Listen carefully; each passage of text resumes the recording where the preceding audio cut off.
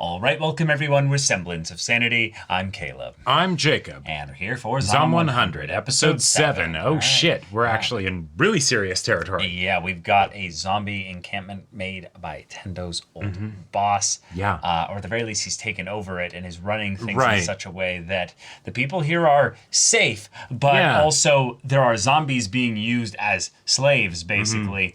And it could always be worse. Yeah, it could always be worse. Oh boy. And while Tendo's dealing with this, Kensho, my brother, is out of commission. Because clearly he would not stand for this. He wouldn't let it happen because he's a good bro and he would kick that manager's ass. Yeah. And it would be fantastic. And it probably will still happen. It'll be great to see. But Tendo needs to make these decisions also for himself. This needs to be his victory. He does. While this is going on, though, is also potentially having a little bit of a flashback kind of setup bit going on here as well. She might understand this situation better than you might assume. Yeah. Yeah, and I'm really excited to see how they pull her in and have her story parallel Tendo's as well. Yes. Because given that she's very obviously set up as our main girl kind of deal here, I want to see the parallels lead to Tendo and her being like friends and really like building a bond independent of any like crush or any kind of stuff like that. Or her role as Miss Risk Analyst. Exactly. Yeah. Yeah. So, y'all, without further ado, let's get into this. Ooh, great mood setting start. Oh, is this backstory? She has backstories, her as a kid? Yeah. Oh. You don't want to live at my home. Uh-huh. Lovely. In a penthouse above it all and not connected to anyone. Yep. Damn. You must be practical and ruthless. Miss Risk Analyst. There it is. Yep. You little shit making me use all this booze.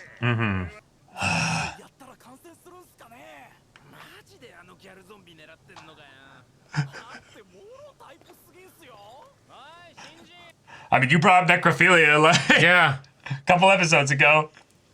Now, here's the thing that I'm curious about. How does the boss justify we're welcoming him and this is a party for him and he's the only one working while we throw the party?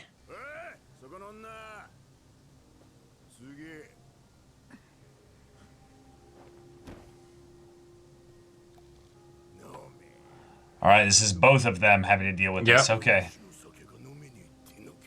She just tosses it in his face. Bro. Yeah, really, there's... Or maybe she's just gonna smash the bottle or the glass over his face. Wow, it's like every word is like specifically.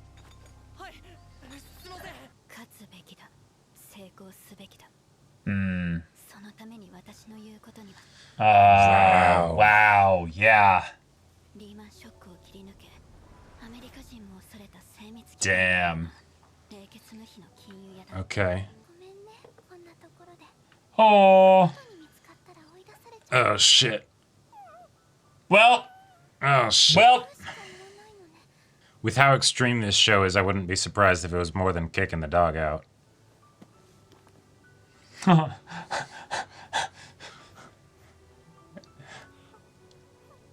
Right, the hand-feeding aspect, making it feel safe, and okay. Yeah. I'm just waiting for the... Hey.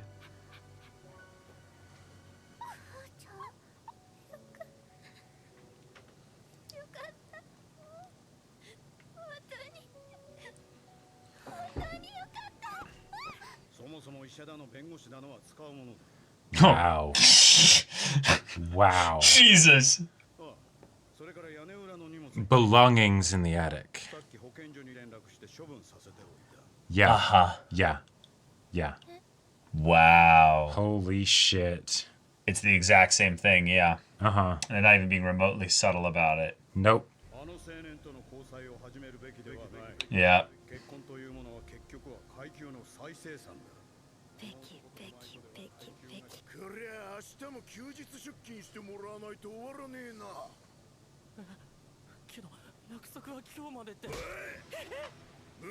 Oh, the OST. Okay.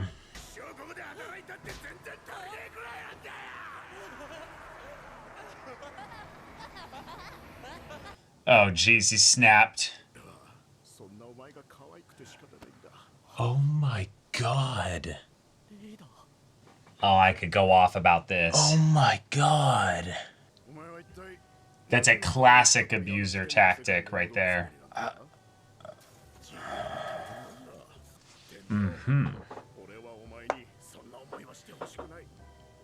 Oh, the madness in the music. Like, Yeah. oh, yeah. Oh, yeah. Holy God. shit. Yeah, making it look like hypnosis, yeah. Kensho, come in here. Or no, Shizuka, it needs to be you, yeah. You need to see it from the outside, yeah.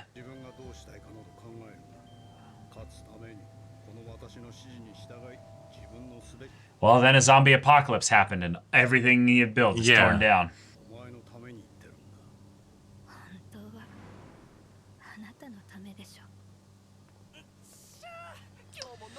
Fuck, okay. That's, Now the thing is, as Miss Risk Analyst, she doesn't have to help him, right? Right.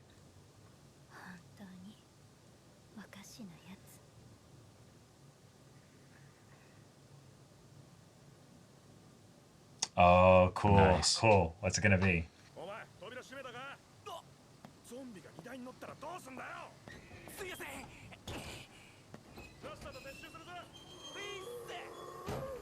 Well, I kind of actually wanted this to happen. Yeah. Yep. No.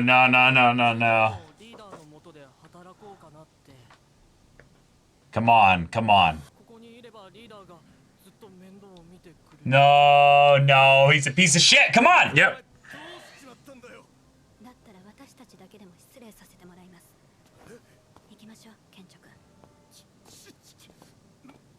Yeah, she doesn't want to be anywhere near this anymore either. Oh. I need repay. Yeah. Yeah.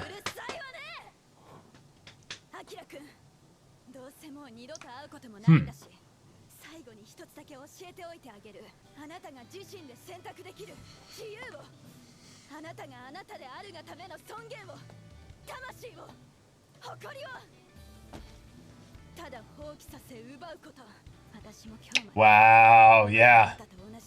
Yep. So wake the fuck up. Come on! Cool. Oh! Listen, now all them hear this too.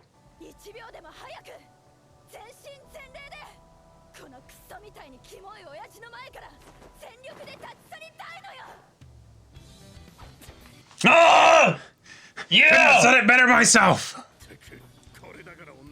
Oh, this is my women.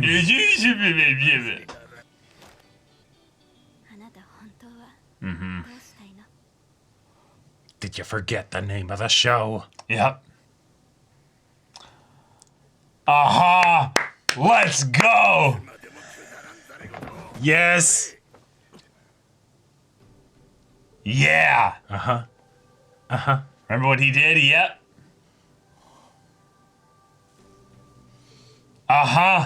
Fuck yeah. Go, dude. Go. He's gonna be free. He's gonna be so free. He's gonna clock that guy right on the jaw. Oh, nice. Okay. Kill with kindness. Okay.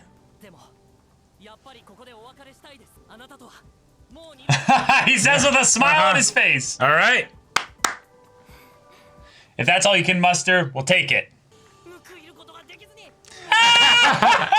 Get fucked! Respectfully, sir, I can't do that. Fuck yeah. Hey, right on time. Perfect.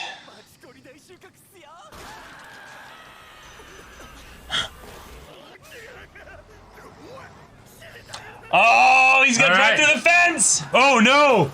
Or break that and... Oh, okay. Throw a banana peel in front of him. Wait, one of them had a chef's hat with a knife. Okay. No way he'd be able to... Yeah.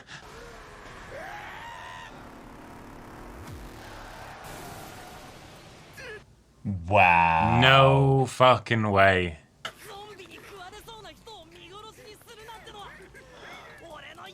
It's not on my bucket list, All okay? right. What are they gonna do? They're gonna form a corral. Yeah. Okay. Nice. Because it's small enough to be able to fit inside all of them.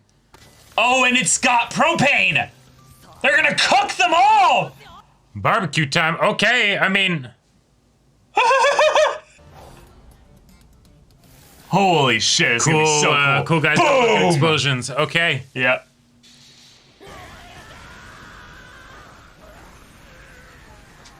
Oh my god. All right.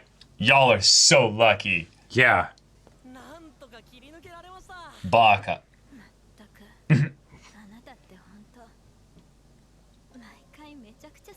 Oh, that look is very positive.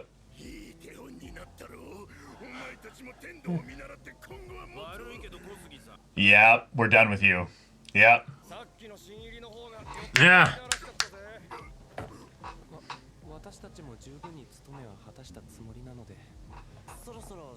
Besides, you don't have the zombies to threaten us with that, so... Yeah.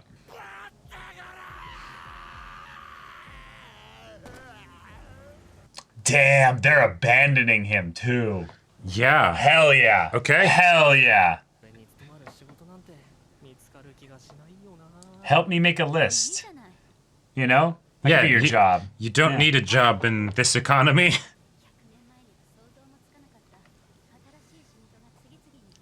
Yep.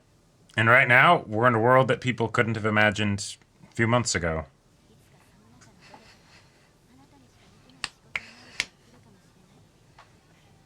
Like being a superhero. Yeah. But Kencho, please get some leather and a helmet.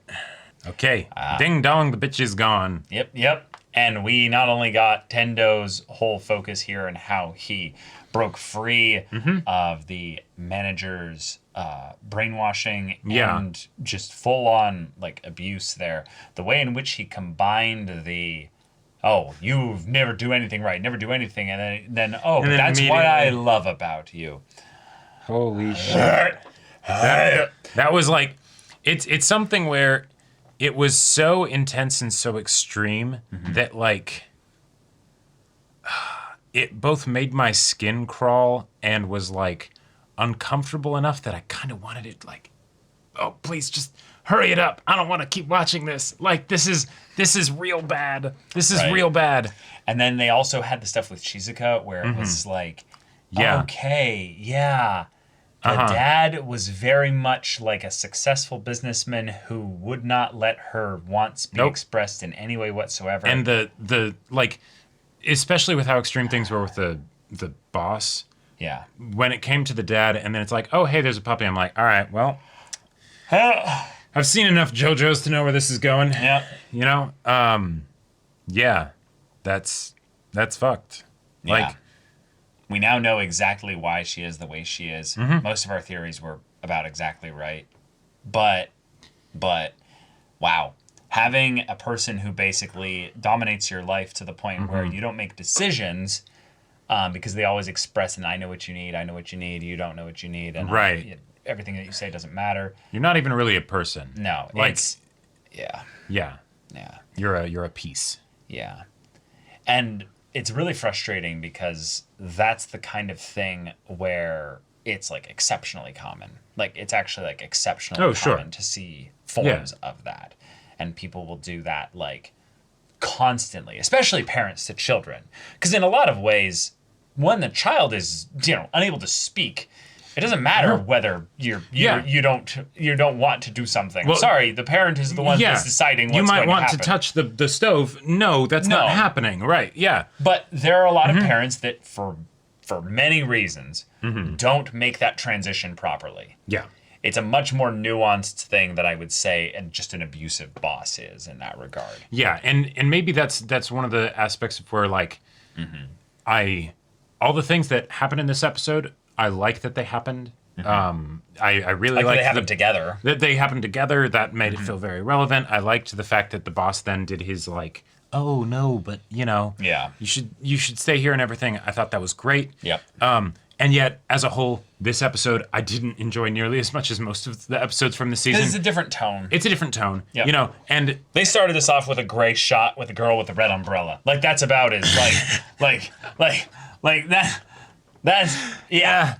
That's setting the mood specifically. Right, and we know a little bit of innocence right there. right, and we know where it's going to end, and given that it's the things that are happening are very uncomfortable, so it's all right. Let's get back to the fun stuff. Just let's get through let's it, get yeah. back to the the bucket list and all that. But I liked the idea also that Shizuka understood him well enough to put on something on there, not for herself adding her own thing to the list, which would have been cool on its own, but it's no, I know that this is a thing that you didn't expect to need to put on your bucket list, but you absolutely would have if you realized that this was going to happen. Yeah. So, and then using that to snap him out of it, I thought that was great.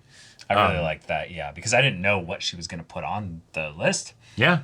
I think there were a lot of things that made sense to put on the list, but that one was perfect because it's nope, this has nothing to do with me at all. Yep. It's entirely of what I know you need to do here. Yeah, and I liked that it was something where it was Tendo talking about the need that basically like made it be like, oh, Need, shut up, because she was gonna continue to go along with basically in a lot of ways her own father's teachings, right? By well, this is a risky thing to do, right? It's not worth it. It's not worth it. This guy's fate is none of my business. And also, he's a lost cause, apparently. And he's a lost cause. Persuaded this easily. Yep. And there are a lot of people here that could cause me harm. So, right. But then we found out as she was going in with this that no. Okay. She's got to give him at least that little bit of like, hey, you realize what you did for me, right? By the way that you lived. Right. She's still going to head out here. with Kensho. Right? Like she's not going to head off on her own. No. Yeah, you changed her. Yeah. Yeah. But that being said, if you're going to make this stupid decision, I can't stop you. If this is what you want, then that's what you want. Yeah. I think a lot of really powerful like stuff can be brought up within this episode by taking it actually another layer deeper. Okay. Which is that there's a meta thing about this and that you need to communicate what you want. A lot of people will end up thinking, oh, I can actually just keep a thing for me, and what I want and everything, I can keep a secret. It's a special little treasure here. Yeah. But you actually need to put out and express what you want, because people will not respect your thoughts, basically, because they don't know you. Well, a lot of the times people won't even respect your wants if you communicate them, but they don't have the option to if you don't communicate them. Exactly. Yeah. And there are a lot of people out there that aren't the boss that were able to basically see who this guy was once action was put into place there to respond to his environment. Right. When the zombies and everything came in, he formulated a plan. He took care of everybody. Yep. He communicated what his needs were with everybody. He empowered them. He then took risks himself in order to make those efforts come about. He showed what the example of a leader was. And it only needed to happen once for them to go, okay, yeah, we're done.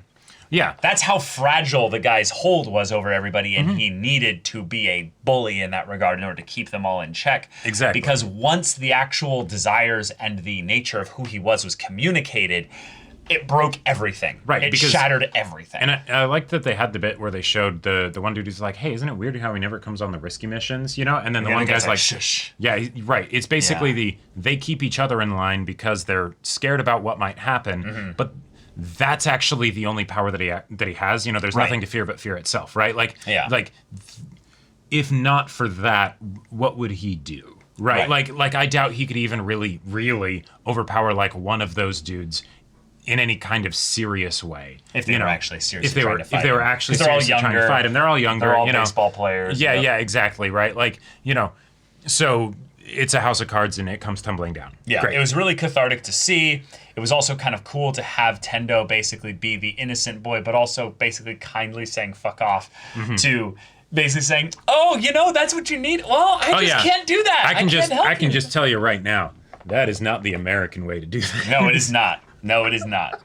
It is absolutely not. That was very polite. Yes, exactly. But the fact that we then ended up getting him being abandoned by everybody else, I feel like is more impactful than Tendo and everybody basically saying, well, fuck this place. We're just going to abandon them all and we're out. Right. No, now, he helped the people and all that. Yeah, exactly. Because one of the things that he does want on his bucket list is to be a superhero. He was able to be that once, but in a lot of ways, who Tendo is now the amalgamation of all these things that he's been able to then put himself into doing since being out of his job. And the final cap on that chapter of his life will be basically saying, I'm done with you. That's it. It's over. Yep. Now, while go home. Yeah, exactly. Yeah. Now, while obviously they've still got the zombie apocalypse and everything there to deal with, and there's a lot of Tendo that's going to need to rely on other people and stuff, and he's going to need to put in a lot of hard work, and it is going to be grueling and tough, and there's going to be a lot of tough decisions and things like that. The people that are around him are the ones that are going to respect his wants and his needs. And also are going to take insight and input with regards to his wants and needs and the way in which they'll do things. And that's what relationship is. That's what community is. Yeah. And while they're going to need to be leaders at times, there's a lot of effective leader types before you end up getting to effective dictators. Yeah. So, I loved that while this guy was the one with the House of Cards, I liked even more that the dad was the one that was actually a truly effective businessman. Right. Because the point that was trying to be made here was it doesn't really matter how good the person is at what they're doing, because even if they're right with regards to the elements of their advice and competence and with regards to things like that, if you're going to be in relationship, you have to respect people. Yeah. Not just like the I acknowledge you as a person, or even just the I show a little bit of deference to you, but actually having a relationship, having a conversation, having an actual full-on connection there. And even going from his own selfish ends and things like that, yes, if she was a perfect puppet, then I mean, okay, hey, there you go. But if that's all you teach somebody, then they don't know how to think for themselves. That's actually the really fucked up thing is I don't think he doesn't want that. No, I don't think it's as actually black and white as that. Oh yeah. I think the fucked up thing is that he was probably taught these exact same things, and that's how he became this ruthless, cold businessman. Oh sure. The really fucked up thing is that when you get to the level of a corporate executive, that part that's just tearing apart other countries worth of businessmen and stuff, you are probably some measure of a sociopath or something like that has no empathy or has no issues manipulating and dominating other people and stuff. Because you are a cog in your own machine, exactly, right? It's not that he, yes, there's some ego aspect of it because it's his machine, but he is not exempt from his own rules and exactly that, right? And that's why he's a shitty father because. Well, no, I'm a piece in this machine, and so I have a piece that I have, and I need to make sure that this piece is a good piece. Right. Yeah. Which makes him a shitty father. I just liked that the show acknowledged that from the business side of things, he was legendary. And I think that a lot of people paint the characters that are so horrible, like the manager here, as being incompetent because it's that stuff never works. And exactly. The truly fucked up thing is that actually it does work under very specific limited sets of circumstances. Yeah. On the by and large thing, no, it actually doesn't work. It's the same way in which they don't just have the manager be, a horrible boss and abusive and incompetent, but he's also lecherous and visibly disgusting and all of these things. It's like One Piece levels of hey, we're making a very straightforward point here. On every metric. Yeah. But the father most likely couldn't have really planned for everything. Nope. And I actually really like that it's then a zombie apocalypse where we don't know what the fate of the father was or the business or anything. We just obviously know that it's zombie done. Apocalypse happens, so it's all done. Yeah. And there's nothing really he could have done for that. Nope. Any level of competence or anything like that couldn't, prepare for couldn't have prepared the him. It's world all out the ending. window. Yeah. Even if he is still alive, his skills that he has there Are useless. Yeah, wouldn't most necessarily likely. even be helpful other than maybe doing a more effective version of what this guy did, you know? But Which even could be then, interesting to address later. which could be interesting, but But even we'll then, see. yeah. It doesn't really matter. Yeah. Because Shizuka had her progression here as a character. Exactly. And was able to help Tendo pull himself out of this here Yep. by reminding him that he got this far by deciding to go after what he wants and really like building the blocks and the steps needed to get there. And so now what I want is for this show to introduce that big-tittied samurai nerd girl. Yep. And get back to like just ridiculous, silly hijinks and everything in the 3 episodes that we have left. Right, because this show is on indefinite hiatus, so sucks to suck, but all right, that's what it is. Yep. So yeah, only a couple episodes left, and we'll do whatever's after this. But y'all, thank you so much for watching this episode's reaction and discussion. If you want to see the next episode's reaction and discussion right now, though, go check out the link in the description below for our Patreon. You get on early access there. You can watch full-length timer reactions there, and all of this comes with Discord access, so you can chat with us in the community there about this show, about anime in general. And also be sure to check out my Baldur's Gate 3 Let's Play on Twitch. And if any of that interests you, we'll see you there. But until then, we're Semblance of Sanity. I'm Caleb. I'm Jacob. And we'll see you all next time.